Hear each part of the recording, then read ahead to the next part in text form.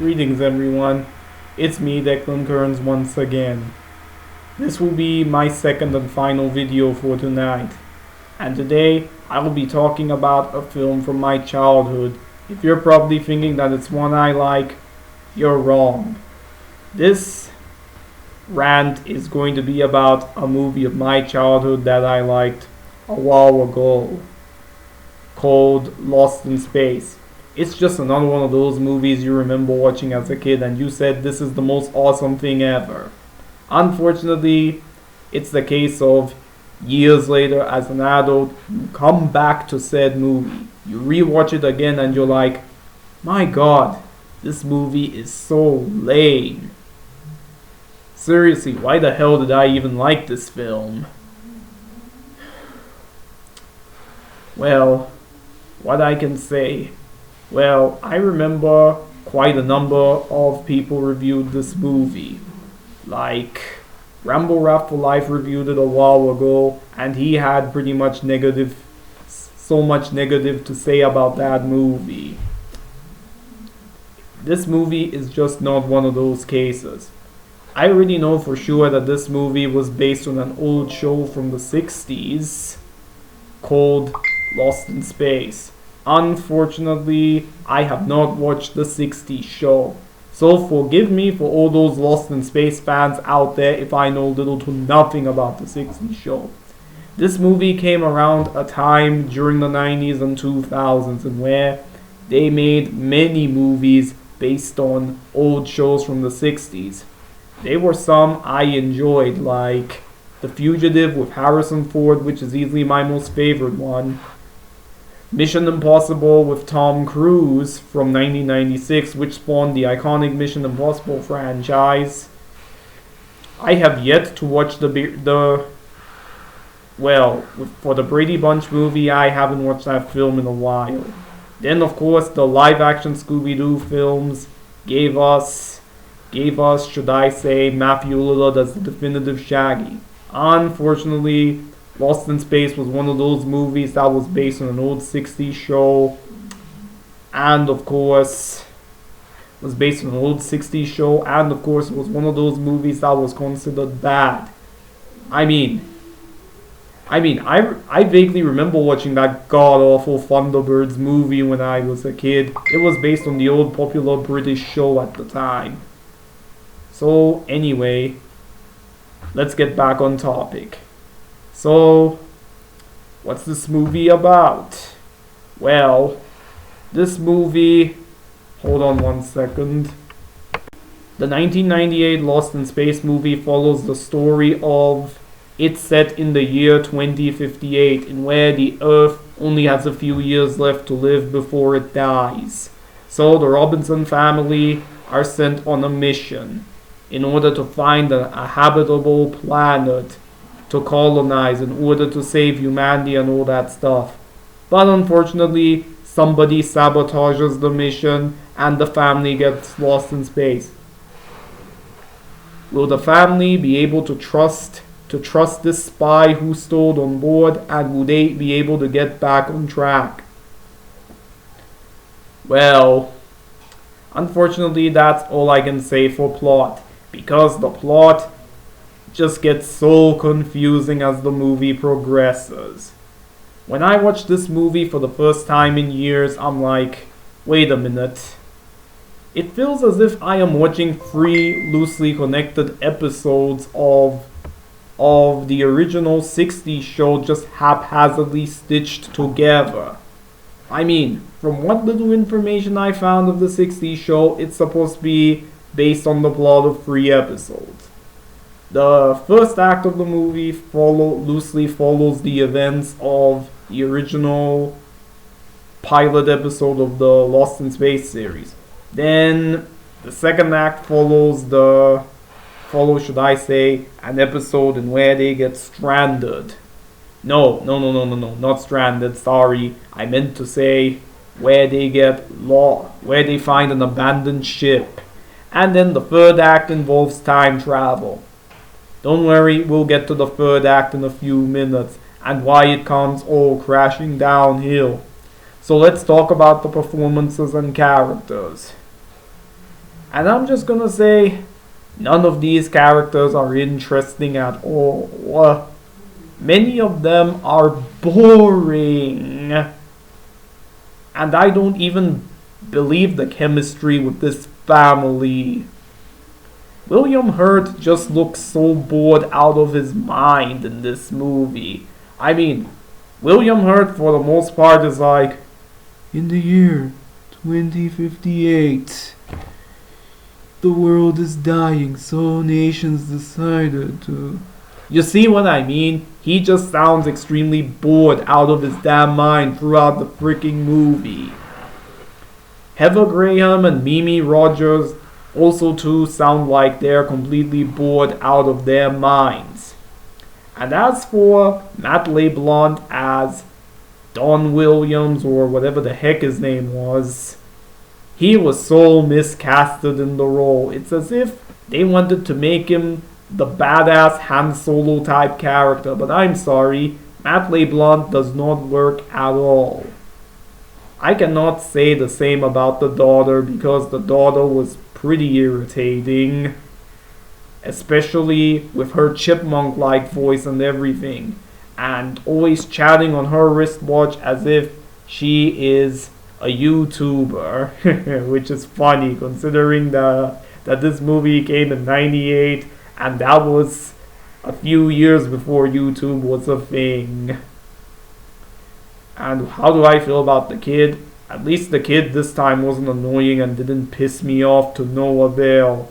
But he's just there. But the father-son relationship between him and his dad is just so underdeveloped, I wasn't even buying it at all. And then let's get to Gary Oldman. I will say that Gary Oldman is one of the saving graces of this movie, but again, they did not know how to write his character again. Because whenever I picture Gary Oldman playing a villain, he's either in a serious role like his role in Leon the Professional, or even his role in Air Force One. Or take The Fifth Element, for example, and where they make him this hammy and over-the-top villain, and where he's basically like the equivalence of a used car salesman. But here, it seems as if they couldn't decide on whether they wanted to make him a serious bad guy or just a hammy and over-the-top villain. More on that later.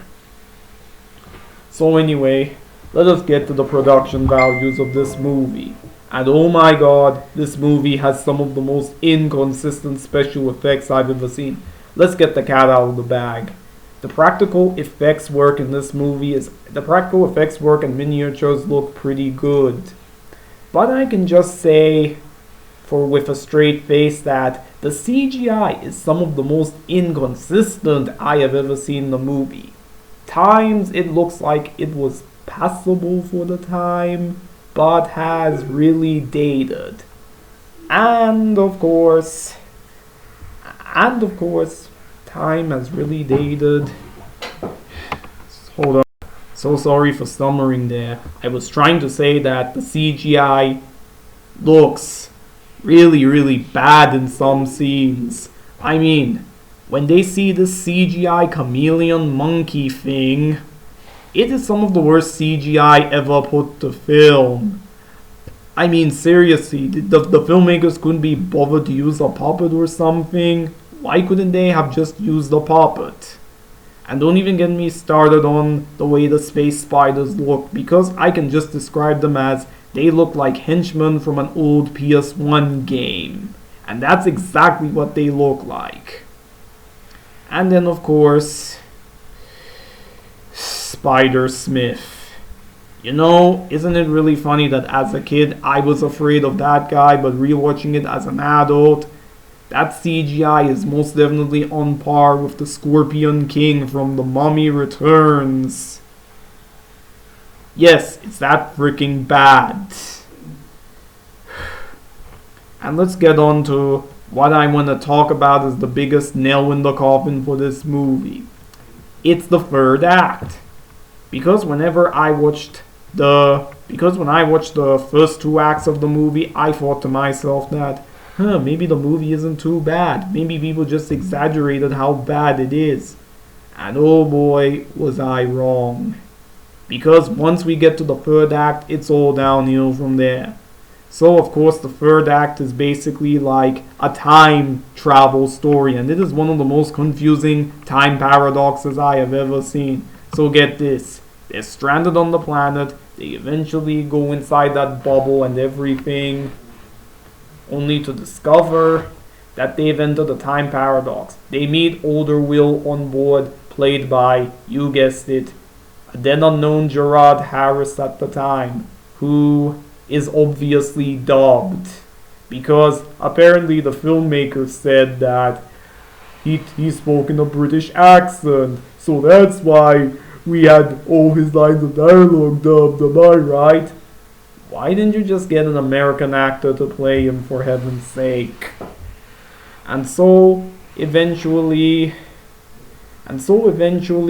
mumbo jumbo happens.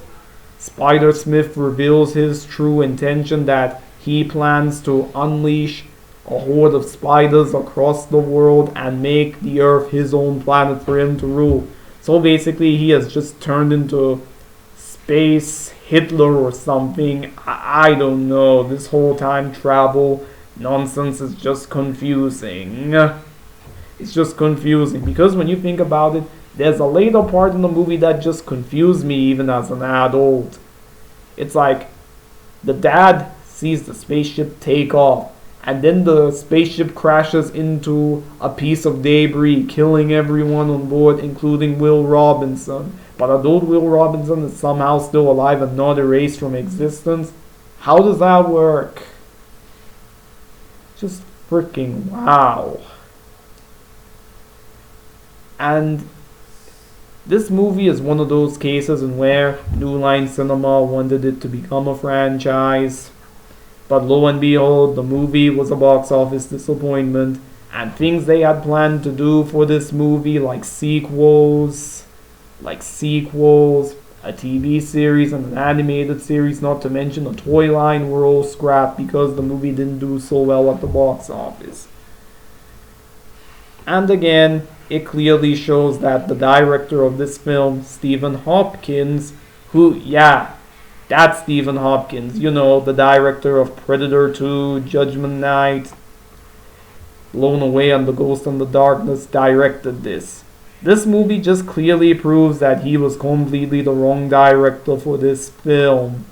Because when I think of a guy who I want to get to direct a space sci-fi adventure movie for family and friends, I think of the guy who directed Predator 2. What? And don't even get me started on Akiva Goldsman's screenplay, because I've already bitched and complained about why I think he's a big hack writer. And this movie came at a time in where Batman and Robin was released, and we all know how Batman and Robin turned out. Although, to be fair, I don't necessarily blame him for Batman and Robin's failure. That was all executive meddling. But Akiva Goldsman, he had no excuse when writing this film. He even publicly admitted in an interview that he regrets ever making the movie focus more on setting up sequels than proceeding with the main plot. There, he flat out admits it.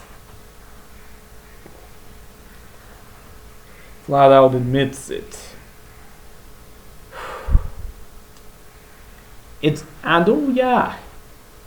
also really funny that I know that this movie has gained a cult following in recent years. Some people are fans of it and think it's an underrated gem. If you like this film and think it's an underrated gem, more power to you.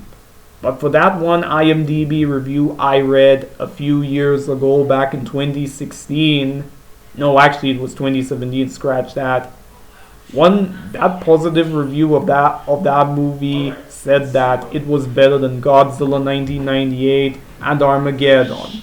And I absolutely disagree on that. So yeah, you asked. So anyway, what are the redeeming qualities for this movie? I can just say it had no, I was. So what are the redeeming qualities for this movie? Why, the answer is simple.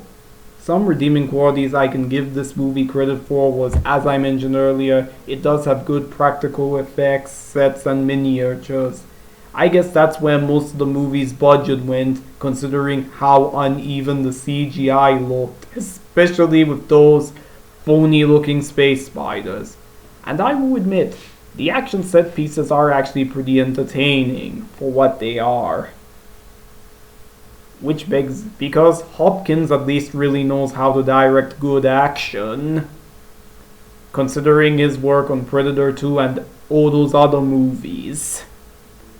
Not to even mention, he also directed the first season of 24, which proves my point of him being a pretty good action director. Another thing I can say is that scene in where Matt LeBlanc puts on an Iron Man style helmet and where it goes something like this, and it's all done practically. And I'll admit, that helmet looks pretty badass, and I wanted a helmet like that when I was a kid. For as boring and generic as the soundtrack was, in hindsight, they should have gotten somebody like Jerry Goldsmith or Alan Silvestri or even Hans Zimmer to compose the score, but for as forgettable as the score was, there's only one piece of the score I remember, and that is the scene in where the reprogrammed robot goes on a rampage on the ship and starts wrecking it apart. And also the ending song during the credits, which is a remix of the iconic Lost in Space theme by John Williams. I'll admit, it was a pretty badass rock tune.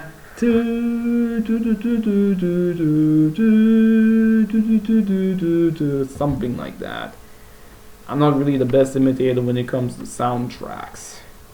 In conclusion, this is a movie that is not really worth your time and everything. Just go waste your money on a better movie. Because all I can just say is just skip this movie entirely. It's not worth anything. Anyway, Declan Kearns out.